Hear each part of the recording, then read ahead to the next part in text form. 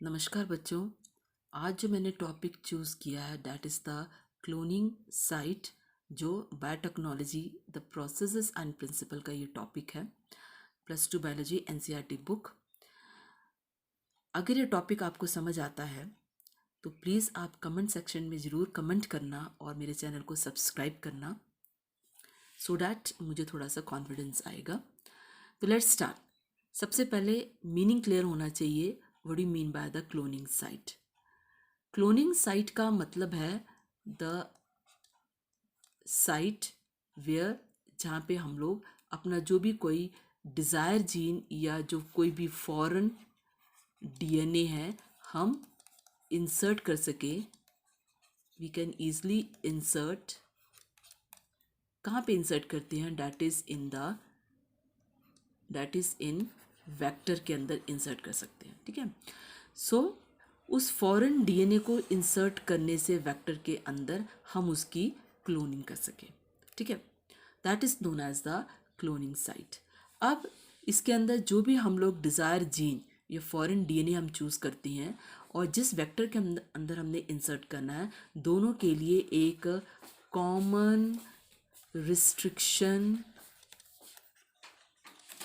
Enzyme का हम लोग इस्तेमाल करेंगे।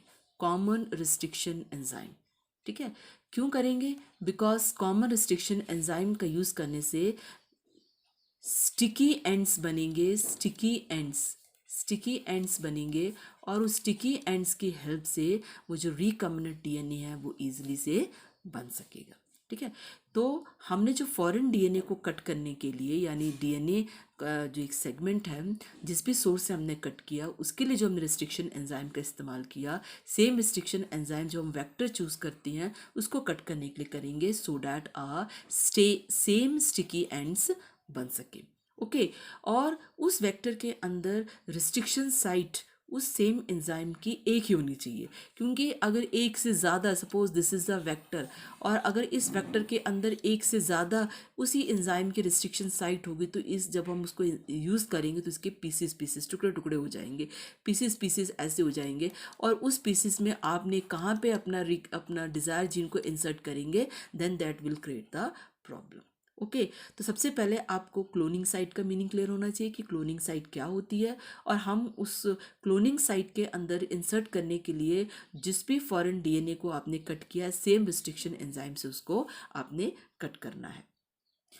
ओके। अब हम जो वेक्टर यूज़ कर रहे हैं यहाँ पे फॉर द क्लोनिंग पर्पस के लिए, वो वेक्टर लिया गया है दैट इज़ द इकोलाई से। यहाँ पे लिखा भी हुआ है इकोलाई से, and the vector name is PBR322. It's a very common vector. It's a very important diagram also. That diagram is also very, very important. अब इस वेक्टर को क्यों लिया गया है? इस वेक्टर के अंदर अलग अलग रिकॉग्निशन साइट्स प्रेजेंट है, अलग अलग रिस्ट्रिक्शन एंजाइम्स की साइट्स प्रेजेंट है। तो नॉर्मली हमने काउंट किया तो ये 8 यहाँ पे रिकॉग्निशन साइट प्रेजेंट है, 8 एंजाइम्स, 8 रिस्ट्रिक्शन एंजाइम की। यहाँ पे ओरिजिन ऑफ रेप्लिकेशन भी है, यहाँ पे प्रोटीन्स भी प्रेजेंट है that helps in the formation of, that help in the replication process में जो हेल्प करता है, दैट प्रोटीन ROP। अब ये जो PBR322 है, इसमें 2 सिलेक्टेबल मार्कर्स प्रेजेंट है। One is the ampicillin resistance, other one is a tetracycline resistance. इसका मीनिंग क्लियर होना चाहिए। इसका मतलब है कि हम जिस बैक्टीरिया के अंदर ये प्लाज्मिड प्रेजेंट है, अगर हम उसको एम्पिसिलिन एंटीबायोटिक देते हैं तो ये बैक्टीरिया पे कोई असर नहीं होता, ये ग्रो करता है। अगर हम इसको टेट्रासाइक्लिन एंटीबायोटिक देते हैं तभी इस बैक्टीरिया पे कोई असर नहीं होता है और बैक्टीरिया ग्रो करता है। क्यों? Because there is a resistance enzyme is present, यानी कि एम्पिसिलिन रेजिस्टेंट और tetracycline resistant enzyme is there. ठीक है।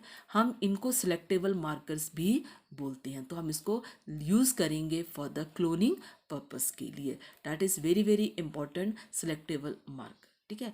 तो ये डायग्राम आप लोग अच्छे से लर्न कर लेना, बिकॉज ये कई बार आपको बोर्ड एग्जाम में पूछा जाता है। Okay, let's continue.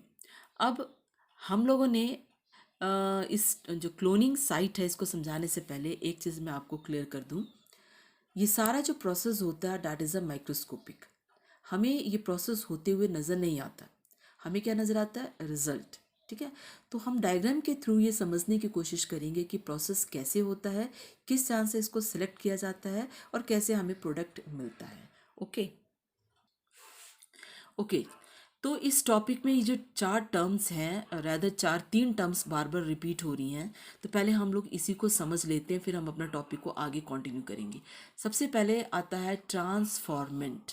ट्रांसफॉर्मेंट का मतलब है वो बैक्टीरिया जिसके अंदर प्लाज्मिड इंसर्ट कर गया है, ठीक है, that is known as a transformant. ठीक है। नॉन ट्रांसफॉर्मेंट वो बैक्टीरियाज होते हैं जिनके अंदर प्लाज्मिड अभी इंसर्ट नहीं किया हुआ है। ठीक है। सो दो तरह के बैक्टीरियाज होंगे, एक वो बैक्टीरिया जिनके अंदर प्लाज्मिड इंसर्ट कर गया और एक वो बैक्टीरिया जिसके अंदर कोई भी प्लाज्मिड इंसर्ट नहीं किया है, that is known as a non transformant. ठीक है। तो ट्रांसफॉर्मेंट याद रखना वो बैक्टीरिया होते हैं जिनके अंदर प्लाज्मिड एंटर कर जाता है। उसके बाद आता है रिकम्बिनेंट। रिकम्बिनेंट उनको बोलते हैं, उन वेक्टर्स को बोलते हैं जिसके अंदर कोई foreign DNA, F for foreign and G for gene, कि फॉरेन जीन जिसके डीएनए में इंसर्ट किया है, तो वो बन जाता है रिकम्बिनेंट। रिकम्बिनेंट डीएनए, आप जेनेटिक्स में आपने पहले भी पढ़ा है, रिकम्बिनेंट डीएनए। ठीक है, जिसके अंदर फॉरेन जीन इंसर्ट हो गया है। और जिस प्लाज्मिड के अंदर कोई भी foreign gene, no foreign gene insert हुआ है, that plasmid, that vector is known as the non recombinant. ठीक है। तो अगर बैक्टीरिया के अंदर ये रिकम्बिनेंट वाला एंटर कर जाता है तो हम लोग बोलते हैं that is known as transformant recombinant, यानी कि वो क्या बन जाता है, ट्रांसफॉर्मेंट रिकम्बिनेंट बैक्टीरिया। और सपोज इसी ट्रांसफॉर्मेंट के अंदर एक नॉन रिकम्बिनेंट वाला प्लाज्मिड एंटर कर जाता है, नॉन रिकम्बिनेंट, इसमें हम ऐसे एरो डाल देते हैं, और इसके अंदर ये नॉन रिकम्बिनेंट वाला एंटर कर जाता है, then it is known as a transformant non recombinant. ठीक है। तो ये वर्ड आपने, ये टर्म्स आपने याद रखना है। तो ट्रांसफॉर्मेंट का मतलब है जिसके अंदर प्लाज्मिड एंटर किया है, जिस बैक्टीरिया ने प्लाज्मिड को ले लिया है, that bacteria becomes a transformant. जिसके अंदर प्लाज्मिड एंटर नहीं कर पाया, that is known as a non transformant. ठीक है। रिकम्बिनेंट का मतलब है जिस वेक्टर के अंदर फॉरेन जीन इंसर्ट हुआ है, तो उसे बोलते हैं रिकम्बिनेंट डीएनए। जिसके अंदर इंसर्ट नहीं हो पाया, that is known as a non recombinant DNA. ठीक है। तो जिस बैक्टीरिया ने, यानी कि ट्रांसफॉर्मेंट के अंदर अगर रिकम्बिनेंट एंटर किया तो वो बन जाएगा ट्रांसफॉर्मेंट रिकम्बिनेंट बैक्टीरिया। जिसके अंदर एंटर नहीं किया उसे बोलते हैं, सॉरी, जिसके अंदर नॉन रिकम्बिनेंट एंटर किया उसे बोलते हैं transformant non recombinant bacteria. Okay. अब हम क्या करते हैं कि हमारे पास ये जो डिज़ायर जीन आया है, मैंने ऑलरेडी इसको कट किया हुआ with the same restriction enzyme, और यहाँ पे जो हम रिस्ट्रिक्शन एंजाइम हम यूज़ कर रहे हैं, that restriction enzyme is the BAM-H1। ठीक है, BAM-H1 हम रिस्ट्रिक्शन एंजाइम यूज़ कर रहे हैं। मैंने आपको ऑलरेडी बताया कि हम सेम रिस्ट्रिक्शन एंजाइम लेंगे सो डैट स्टिकी एंड्स बन सके। ठीक है। तो यहाँ पे जो मैंने डिज़ायर जीन को कट किया है वो हमने इस एंजाइम से किया है। तो मैंने आपको ऑलरेडी स्टार्टिंग में बताया था कि ये सारा प्रोसेस माइक्रोस्कोपिक होता है, तो इसलिए मैंने ये एक बीकर ले लिया। इस बीकर के अंदर मैंने ये डिज़ायर जीन के पीसेस डाले जिसको इससे कट हो चुकी है, और यहाँ पे हमने वेक्टर लिया, और वेक्टर में मैं टेट्रासाइक्लिन रेजिस्टेंस साइट को आपको बता रही हूँ। ऑलरेडी आपको वेक्टर एक्सप्लेन कर दिया है, तो जस्ट मैं उसी साइट को बता रही हूँ जहाँ पे इसको इंसर्ट करना है। और इसकी दूसरी साइट यहाँ पे that is the ampicillin resistance है, एम्पिसिलिन रेजिस्टेंस, इसकी दूसरी साइट एम्पिसिलिन रेजिस्टेंस है। तो अभी इस बीकर में फ़िलहाल मैंने 2 वेक्टर्स लिए हैं, PBr322, और 2 ही मैंने डिज़ायर और फॉरेन जीन्स लिए हैं जिसको यहाँ पे इंसर्ट होना है, और एक अलग से मैं आपको यहाँ पे ड्रॉ कर रही हूँ। ठीक है। ओके।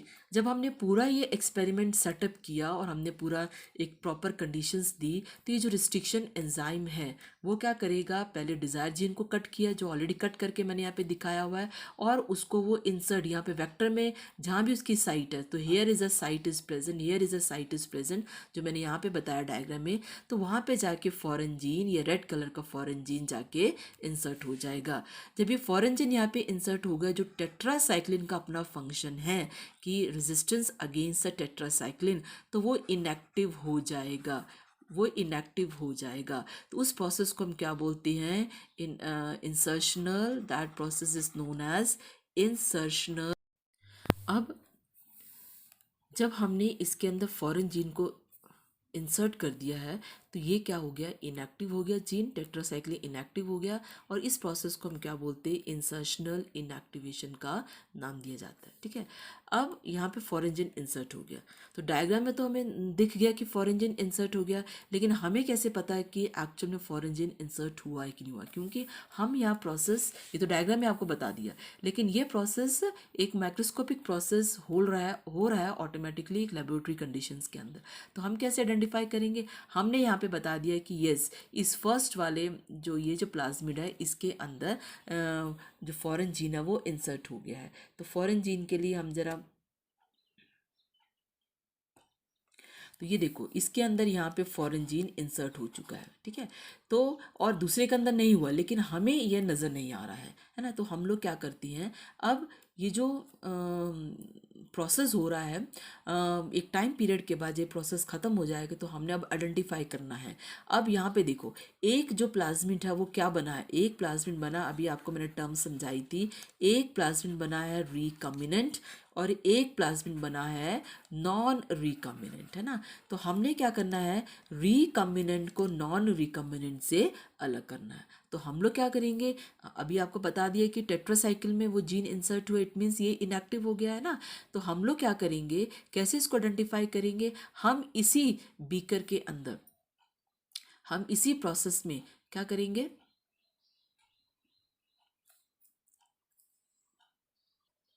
तो हम लोग क्या करेंगे, अगेन एक बड़ा सा बीकर लेंगे, उस बीकर के अंदर हम जो हमने पहला बीकर लिया था उसी के अंदर हम लोग क्या करेंगे, बैक्टीरियाज को डालेंगे, क्योंकि अब बैक्टीरिया के अंदर इस प्लाज्मिड्स ने एंटर करना है।